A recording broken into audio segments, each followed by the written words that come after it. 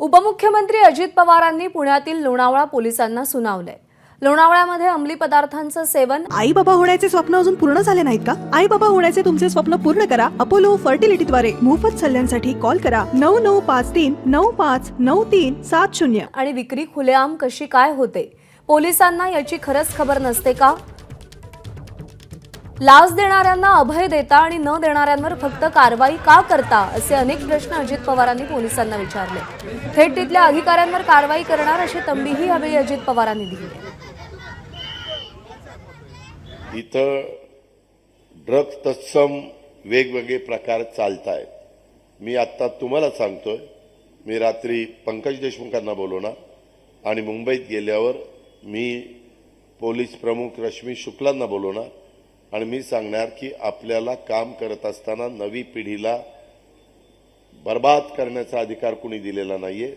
कुणाच्या आशीर्वादाशिवाय, दुर्लक्षाशिवाय हे होऊ शकत नाही। हे असलं ताबडतोब थांबलं पाहिजे। मी तुम्हाला आज वॉर्निंग देतोय।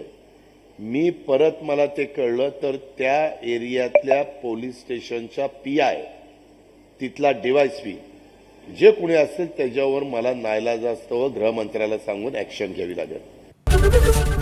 ABP माझा, उघडा डोळे बघा नीट।